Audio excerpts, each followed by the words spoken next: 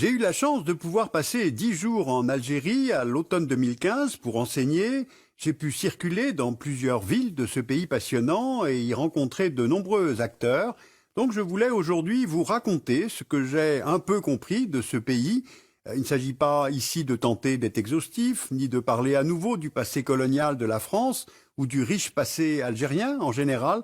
Non, il s'agit de parler du présent et de se poser quelques questions sur l'avenir de l'Algérie. L'Algérie est en Afrique du Nord. Elle a pour voisin à l'ouest le Maroc, le Sahara occidental revendiqué par le Maroc et la Mauritanie, le Mali et le Niger au sud, la Libye et la Tunisie à l'est, et le pays s'ouvre sur la Méditerranée par une vaste façade maritime. C'est dire son importance stratégique. C'est le plus grand État du continent africain, avec 2 380 000 km², et le pays est divisé dans le sens nord-sud en 3 zones climatiques qui dictent la répartition des populations. Si on regarde de plus près, on a au nord un climat de type méditerranéen. Le long de la côte, les zones les mieux arrosées permettent l'agriculture sur une bande d'à peu près 100 km de large. C'est là que se trouvent les principales villes du pays, Alger, la capitale, Oran, Constantine, Annaba. Puis viennent les zones de montagne avec l'Atlas stélien, les Aurès, l'Atlas saharien. Le climat y est semi-aride ou sahélien. Ce sont des zones de relief et de steppe qui permettent l'élevage des caprins et des ovins. Puis au sud, on trouve le climat du désert, c'est le Sahara. La zone est totalement aride et couvre les 5/6 du pays. Le pays compte presque 40 millions d'habitants en 2015, et si on regarde la carte de densité de population, on voit que la très grande majorité des Algériens, plus de 80%, vit au nord, surtout sur les côtes, dans les grandes villes, en climat moins aride. Les Algériens sont arabophones à 73% et berbérophones à environ 27%, et on compte aussi 0,1% de Touaregs.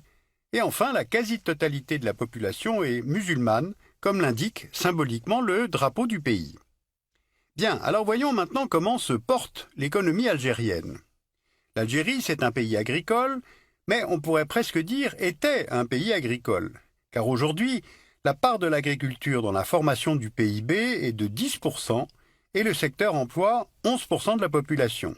Le pays produit principalement des céréales, agrumes, oliviers, culture de la vigne, élevage de bétail. L'essentiel du PIB est dû au secteur secondaire, c'est-à-dire l'industrie, qui représente 47% du PIB et 26% de la population active.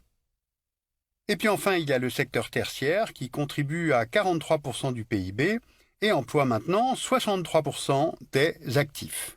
Le PIB algérien dépend donc fortement du secteur secondaire, car l'Algérie dispose d'un sous-sol très riche. Du phosphate près de la frontière tunisienne, du minerai de fer le long de la frontière marocaine et sur la côte, dans le massif montagneux du Hogar des mines d'or, de diamants, d'uranium, d'étain. On trouve aussi du zinc, du plomb, du charbon, mais je voudrais me concentrer surtout sur les hydrocarbures. Voici les principaux gisements. Au sud, le bassin de Regan, dans l'est, le bassin d'Edgeley, puis celui de Hassi Berkin et le bassin de Hassirmel. Et du fait de ces ressources, l'Algérie est, pour la production, le 9e producteur de gaz au monde en 2014 et le 18e producteur mondial de pétrole. Et au niveau des réserves, elle est dotée de la 16e plus importante réserve de pétrole au monde et des 10e réserves de gaz. Au total, 95% et demi des recettes à l'exportation algérienne viennent du secteur des hydrocarbures. L'Union européenne achète d'ailleurs 34% de la production algérienne de pétrole et 60% de la production de gaz, ce qui en fait son premier partenaire économique.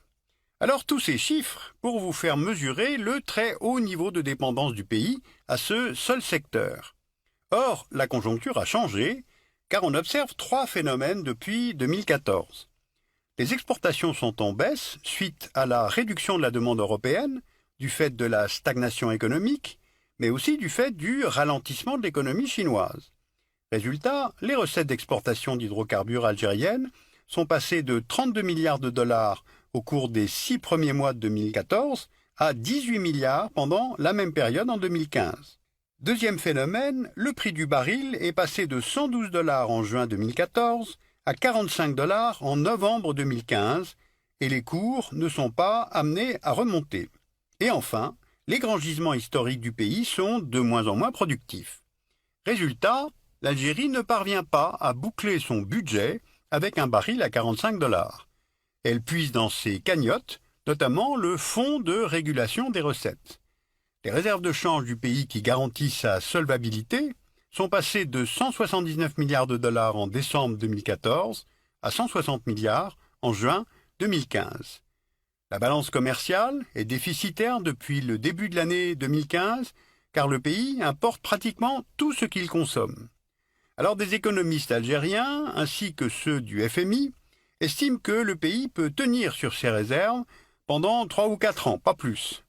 Dit autrement, l'Algérie a quelques petites années pour lancer des réformes de structure et orienter la diversification des investissements. Or, ces réorientations ne semblent pas du tout à l'ordre du jour. Regardez sur ce planisphère les bassins de gaz et de pétrole de roche-mère, appelés à tort gaz et pétrole de schiste, nos sources étant les données de l'EIA. On voit que les premières ressources techniquement récupérables sont en Chine, les deuxièmes en Argentine, et l'Algérie détiendrait les troisièmes réserves mondiales, soit 20 000 milliards de mètres cubes, c'est-à-dire 4 fois plus que ces réserves de gaz naturel connues dans le pays. Voici la carte des principaux bassins de roche-mère en Algérie. Eh bien, face à une telle disponibilité de ressources, le Parlement a adopté une nouvelle loi sur les hydrocarbures et le gouvernement a lancé un programme de forage dans le Sahara. Les gaz de schiste sont donc retenus comme une option qui viendrait à terme augmenter la production d'hydrocarbures et donc les recettes du pays. Sauf que cette décision a déclenché dès la fin de 2014 des manifestations d'hostilité à l'extraction du gaz de schiste. Elles se sont multipliées, notamment dans la ville d'Insallah, que l'on voit ici sur la carte. La décision de forer a été prise sans concertation avec les populations vivant sur ou à proximité des gisements. Or, il convient ici de faire maintenant plusieurs rapprochements. L'Algérie est un pays en pénurie hydrique, c'est-à-dire que l'eau disponible dans ce pays est peu abondante. On peut le voir sur cette carte du World Resources Institute qui montre les risques sur la disponibilité de l'eau, d'un risque faible à un risque extrême. Or, une grande partie du territoire algérien est en risque extrême. Selon l'ONU, le seuil de pénurie est de 1000 m3 par habitant par an en moyenne. Or, la moyenne pour l'Algérie est de 600 m3 par an par personne. Maintenant, regardez ce schéma. La principale technologie utilisée à ce jour pour accéder aux roches-mères est la fragmentation hydraulique, qui requiert une énorme quantité d'eau à injecter sous pression avec des adjuvants afin de faire éclater la roche. Et cela entraîne des risques de pollution des nappes phréatiques du fait de ces adjuvants indispensables à la fragmentation. Mais en 2015, face à ces questions techniques et face à ces contestations, les autorités réaffirment avant tout les intérêts de l'État. Or, faut-il vraiment laisser se développer un tel projet sans écouter les mouvements de contestation?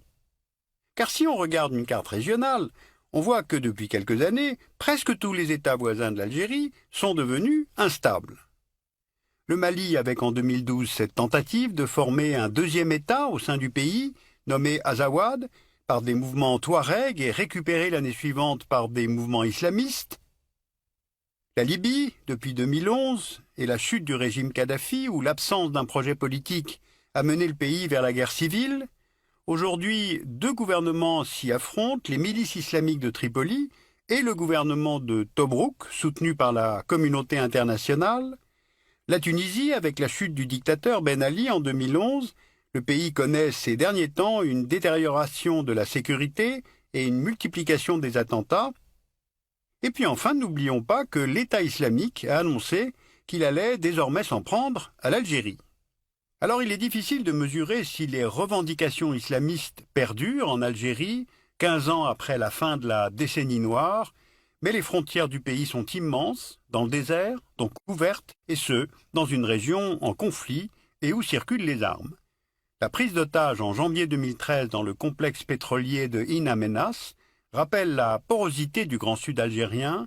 Cette prise d'otage, revendiquée par le terroriste Mokhtar Belmokhtar, a entraîné la mort de 38 civils, algériens et étrangers, travaillant dans le complexe pétrolier, et la mort aussi des 29 terroristes. Alors on mesure bien par ces cas de figure toutes les fragilités, donc il y a des choix à faire. Dans un environnement géopolitiquement instable, l'Algérie peut-elle maintenir encore sa doctrine de non-intervention sur les théâtres extérieurs? Deuxièmement, est-ce bien le moment de s'engager dans l'exploitation des gaz de schiste, alors que le monde entier s'oriente progressivement vers des énergies post-carbone? Enfin, l'Algérie est un pays magnifique, un pays riche, mais son économie n'est pas saine. Forte dépendance aux hydrocarbures, on l'a vu, dépendance aux importations alimentaires, chômage massif chez les jeunes, une grosse partie de l'économie est informelle, donc on peut se demander pour qui l'Algérie est riche et pleine d'avenir. Vous pouvez aller voir l'exposition Made in Algeria, généalogie d'un territoire. Elle se tient à Marseille, au MUSEM, jusqu'en mai 2016. C'est l'histoire de la construction du territoire de l'Algérie avec des archives, des œuvres d'art et présentée pour la première fois des cartes qui viennent de la BNF et du service historique des armées.